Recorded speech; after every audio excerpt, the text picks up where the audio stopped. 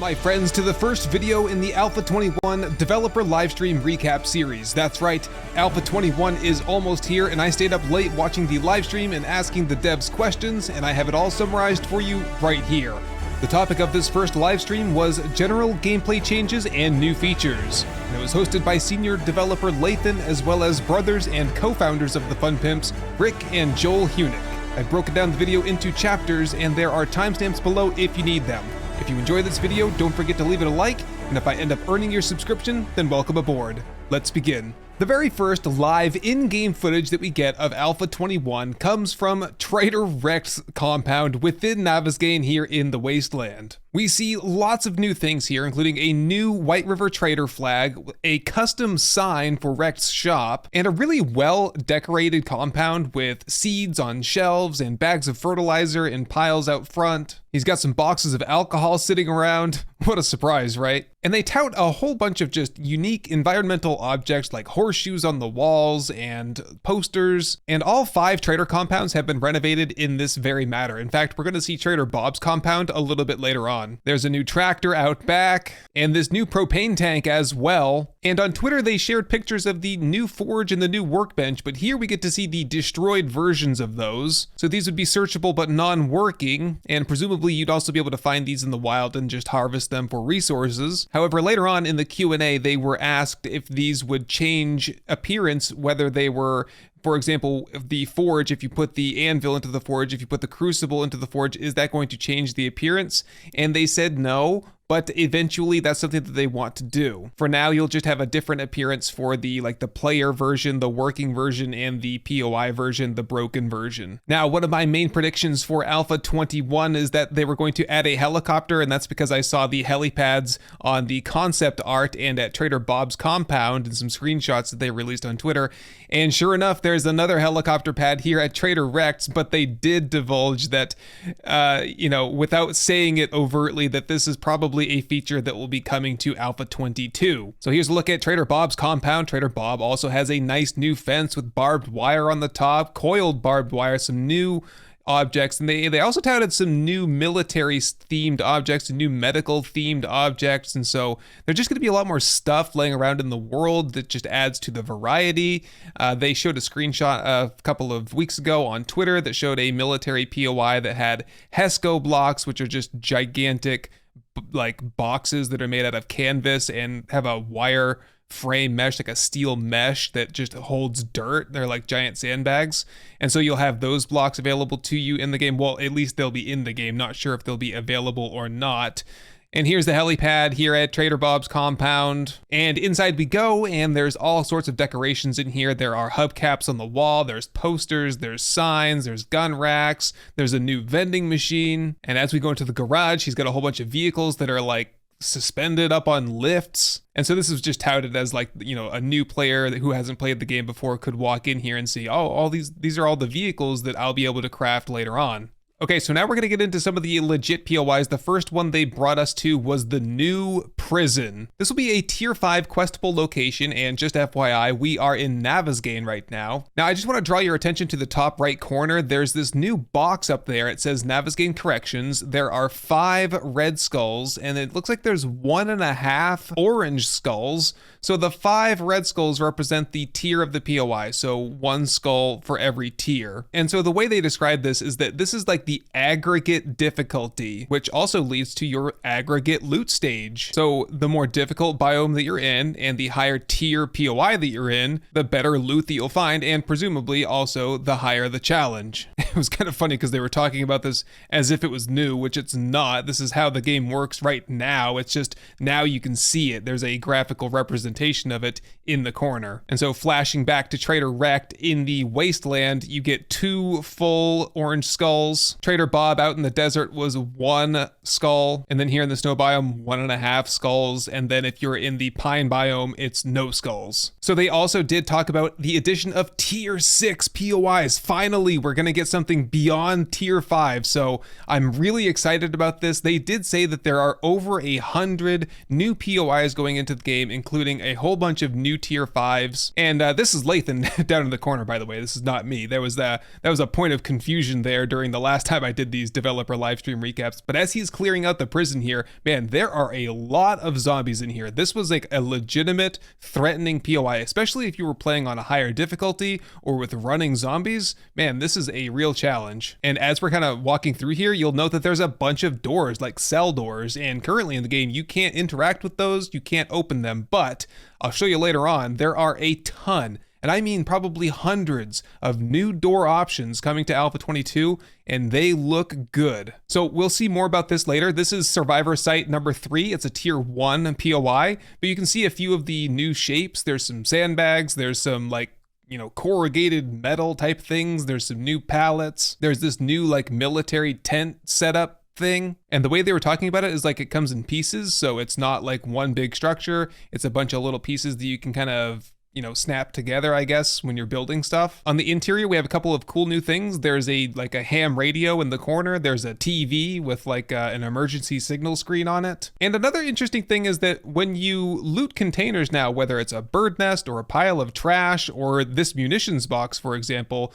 once you're done looting it, it just vaporizes, it's just gone. So you don't have to worry about wondering if you've searched this. So if you're like running down the road and you're searching bird nests and trash, it's all just going to get broken behind you. And that will not be the case for like cardboard boxes or for like main loot stashes. Those will remain. So we'll come back to this place a little bit later on because this was a special quest type, but I want to get through the POI stuff first. As we were rolling around town, we got this little preview of the Hogzilla Ranch LLC, which a lot of people in the chat were speculating that this is some kind of like a Grace type of thing. Maybe there's a new Grace, but then they were questioned directly about new animals and they said no. So I don't know, maybe this is just another Grace thing, or maybe it's just a pig thing, who knows. But as they were walking around, they found this cool, this is not a POI, this is just a part, but it's like a trailer that's full of bodies and also full of crawlers.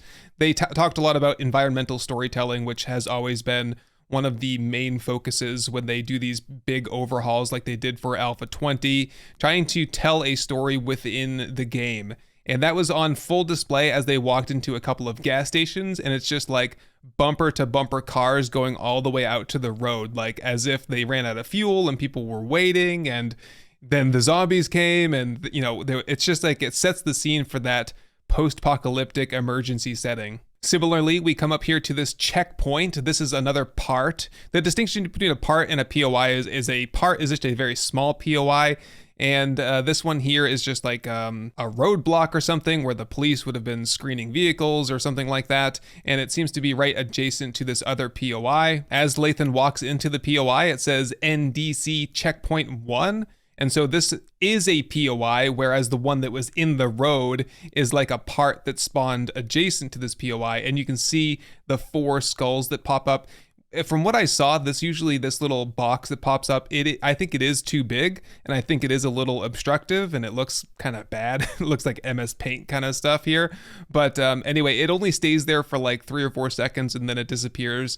And presumably, I don't think it'll reappear unless you left the POI and came back. We'll see a lot more of the art stuff in the next live stream. They said that next Wednesday, they're going to be bringing in some artists to talk about all the new models and textures and everything that they've been working on. So we saw a whole bunch of other POIs just in passing, but nothing of any significant note. The last thing I wanted to leave you with is the upgrades to random world generations. So during the live stream, Lathan did generate a new map, and this is that map. It took a couple of minutes. They said that the time has been drastically shortened. Right now it takes me about 5 minutes, so I think it seemed like it took Lathan maybe 3 or 4 minutes to make his map, so there's a little bit of improvement there. And what you'll see is that the roads are much smoother. Even though they're going through the mountains, it looks quite natural, and the roads go right directly up to this POI, and they called this a gateway where the road will just kind of naturally lead up to the POI and then continue on. So there's no longer these just like long dead end snaking roads that go to like every single POI. It'll just seem like it's like a stop off of a road. Moving on to questing and quest changes and trader changes. So the first thing to note is that we're now going to have a new quest type. So we saw the introduction of Restore Power quests to Alpha 20. Now we have the introduction of Infestation quests, and they've been talking about this for years. Basically, an Infestation mission it's the same as a regular mission. It's still a clear mission. However, the infestation means that there are twice as many zombies. So if you go to a tier 1, a tier 2 POI that's infested, you can expect instead of having 12 zombies, it's going to have 20, 25 zombies. And so that's what takes us back to Survivor Site number 3. Survivor Site number 3, that was an infestation mission. And instead of having like 4 to 8 zombies that a tier 1 would typically have, there were more like 10 or so. Anyway, there was a moment there where Lathan was trying to level up his quest stage with Trader Bob, and we got a good look at some quest rewards.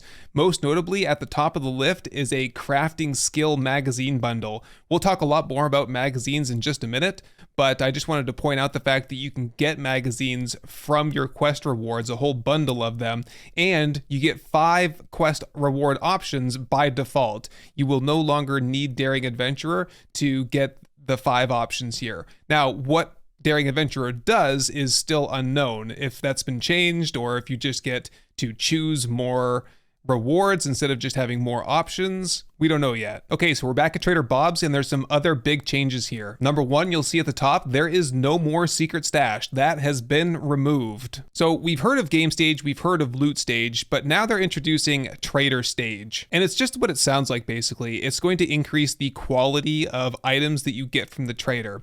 Now, from what I understand based on watching this stream is that a trader will have the entire range of options from, quality 5 auto shotguns all the way down to quality 2 pipe shotguns. However, your access to those higher tier items is restricted based on your trader stage, which is, basically your game stage. And so if you're playing a multiplayer session and you both go to the same trader, one player might see that auto shotgun, but the other player might not because their trader stage isn't high enough yet.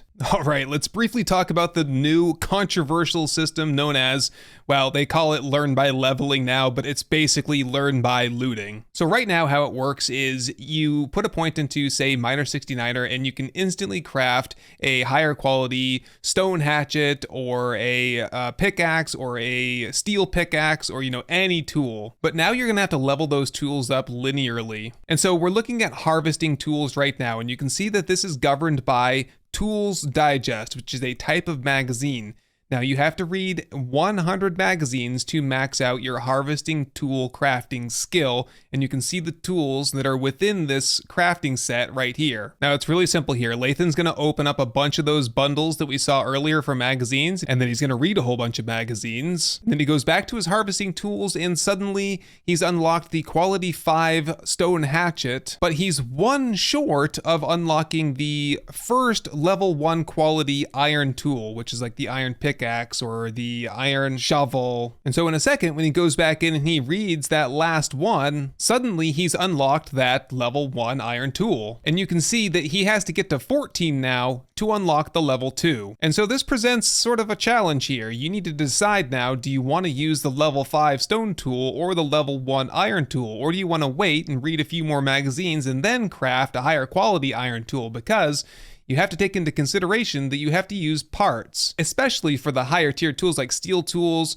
and mechanical tools and guns. Okay, so let's move on to something far less controversial, at least hopefully not, because this is probably one of the best things to happen to the game. So they are doing a little bit of a perk or skill rebalance. Sexual Tyrannosaurus has been removed, which was basically one of the best perks in the game, but hear me out, they've basically integrated it into each of the other attributes. So looking at Miner 69er, not only do you get better tool damage and block damage, you also get a stamina reduction now. Same with Pummel Pete, you get better damage, better power attacks, and you get stamina reduction. The reason this is great is because you can now be a full-on agility player and do well in terms of your stamina use without having to also spec some points into Sexy T-Rex in strength. Now, don't get me wrong, strength is still incredibly overpowered. It has the food perks, it has heavy armor, it has the mining perks, and it has shotguns and clubs, which are probably the best 2 weapons in the game. However, you can now make a much more powerful build without having to spend your points over into strength. Because before, there was no way you were going to get by using batons if you didn't have some points into Sexy T-Rex. Additionally, you'll see this perk here called Big and Fast,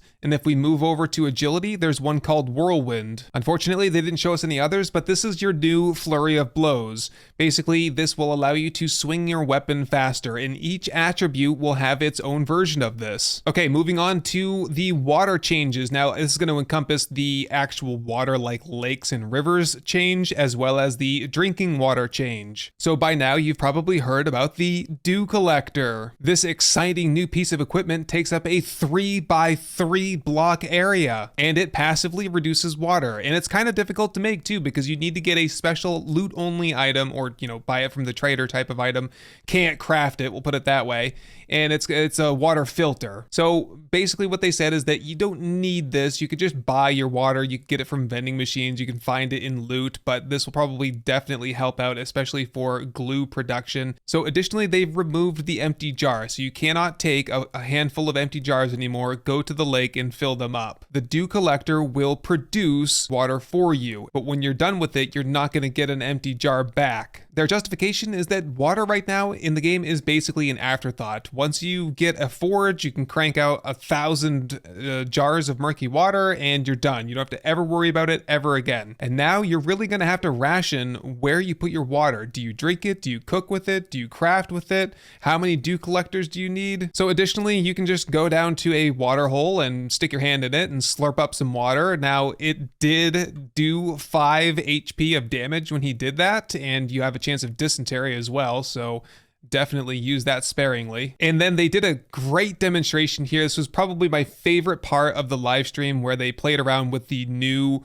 water flowing mechanic. Now, we're not going to see things like waterfalls. It's not that crazy, but at least water will flow into like lower elevation terrain properly now. And they did a demonstration too where they were swimming, and the swimming was much faster. Okay, let's talk just a little bit about the doors again. I'll show you what they showed us. This is the first thing we saw basically in the live stream, was the opening of this chain link door that went into the trader compound at Trader Rex. And then they went into this like door showcase room basically, and showed us all of the new doors. We've got single doors, we've got double doors, they're armored, they're not armored, they got windows, they don't have windows. There were closet doors, there were glass doors, there were French doors, there were elevator doors, there were like screen doors for an outdoor porch, and my favorite of all was over here in the corner. It looks like there's like bunker doors, or maybe they've revamped some of the vault doors, but man, they are looking pretty cool over there, especially those double vault doors right there. Anyway, they also showed us the new destruction mechanic for doors. So basically, if you do enough damage, or the zombies do enough damage to a door, it'll open a hole up, which you can then swing through, stab through, shoot through, throw through, whatever you want to do. It is like, it doesn't have a hitbox anymore. And if you want to completely destroy the door, you'll have to hit like an actual piece of the door that's still there. So there are like literally hundreds of new models, and Decagon Studios is responsible for most of those, and you can go on their website and check out all of the new images, and there's a whole bunch that are on Twitter as well that the funpimps have been posting all along, and you'll see a couple of them here. There's new vehicles, new radios, new lights, and just new everything basically. Interestingly, while I'm right here, there's a new icon for the land claim block, so perhaps that's had a little bit of a renovation as well. There's a new loading screen, which looks just as boring as the last one, really. I did notice this weird new sound that the lumberjack has. I'm not sure if this is a placeholder or what's going on here. It sounds pretty bad, but then again, the game audio wasn't coming through very well. It was turned down a lot. Not sure what to think of this, but listen for yourself. I'll show you. So let's it off. There's a little bit of Here's a look at the new pin recipes mechanic. So you can just hit A, or you can click this button right here to track the resources needed to craft whatever item you're looking for, and it'll give you a little pop-up in the top right corner that says you need so many of this on the right, and you have so many in your inventory on the left. Vehicles will now be much more fragile than they currently are, and to demonstrate this, Lathan hopped on a motorcycle and crashed into a brick wall a couple of times, and you could really see that it's doing about 9% damage each collision. After completely destroying it, he hops out out and then uses some repair kits to fix it, and it took several, 4 full repair kits in this case, and the amount that you get per repair kit is going to be governed by your Grease Monkey skill. Friend of the channel is pre-built, has finally been heard, and hashtag buff spears has been implemented into the game. Spears are said to be a little bit better in terms of damage. There is no more throw attack with the power attack. It is an actual heavy thrust. They've teased this a long time ago. There are now environmental hazards, and I was hoping for more than just the flame hazards, but that's the only ones we've seen so far. You can see him kind of shooting out of the roof of this POI here. Not sure what's going on because it's got some kind of a gas leak. And then they also went into the Am I Gone funeral home, and there's a cremation room if you've ever been there. And yeah, now there's just a flaming trap that's going on in there as well. And you can see the button in the front that will turn it off, and you can go through safely. If you do try to go through these flame traps without turning them off, thinking that, oh, it's just a little bit of fire, I'll just walk through and I'll be fine. Well, they also made that block, that area, like very sticky, so it actually holds you in the fire for an extended period of time, and what Lathan said is that it's basically coded to kill you if you try to go through there without turning it off. In the lower left corner where your buffs are, you'll now see that you have a weak indicator if your armor is degraded. I think we've all at this point gone days or even weeks with fully degraded armor and not even realized it. So now you'll have this to remind you to go in and fix it. You'll also see that when you harvest up materials, it'll show you how much you've recently harvested, as well as how many you have in your inventory right now in parentheses. So just a couple of random notes here. One, we'll be getting Alpha 20.7 soon. We're currently on version Alpha 20.6. 20.7, I think, will include the new Twitch integration, which they've been working on. So finally, the big news in the live stream was the console update, and they provided us with a couple of minutes of pre-recorded footage from their console porting company. They've hired a company out in Australia to help them with the console port. And this is footage right here of PlayStation 5. Now, they did say that this will probably also be coming to the Xbox. However, previous owners of the title will not get like a free pass or a free upgrade, or, you know, it won't be like some sort of a download to update their game. They will have to repurchase the game, get a new game. They are still committed to trying to give people a discount. They just don't know if that's possible yet. They have to work with Sony and Microsoft, and there's probably a lot of red tape around that stuff. Okay, last thing here. Release date. When are we going to get Alpha 21? So, you know, wishful thinking is early May, I think. You know, mid-May is probably more realistic. Well, they weren't going to tell us, and Rick, being Rick, hemmed and hawed, and then finally decided to tell us. They are aiming for early May to mid-May release date. So, you know, probably not May 1st, but hopefully not May 31st. You know, huge asterisk, right? Because any number of problems could come up between now and then that push the game out further. The funpimps are notorious for not meeting deadlines. They are notorious for giving out dates and then missing them. So I wouldn't be surprised at all if we are looking at a June or July release date, but at least we can hope for May. They did say that they're planning on 3, maybe 4 total live streams. So they're not planning on doing 7 or 8 or however many they did for Alpha 20, where it was like a 3-month drawn out process. They're pretty much there. They've said they're at content lock. They're just working on bugs now. So as soon as they can work out all the bugs, they're going to do the streamer weekend. And then the Monday after, they're going to release experimental. And then they also said that the cycle between Alpha 21 and 22 will be significantly shorter, like not 18 months, like hopefully something more like 6 months. And in Alpha 22, we'll be getting things like new character armor, new character models, perhaps new vehicles, and hopefully even bandits. But that is pretty much it, my friends. Be sure to join me next week for another developer livestream recap on Thursday morning. I'll also be there on Twitch on Wednesday night if you want to hang out. I'll also be on Discord if you want to chat with me as the live stream is going on. So remember, guys, next week we'll be going over art, we'll be meeting with the artists, and I'll be there to guide you through it. But anyway, my friends and fellow survivors, it's friggin' 3 a.m. right now, and I've got to get this video edited and put on YouTube, and then I got to get some sleep. So I think we can call it a night.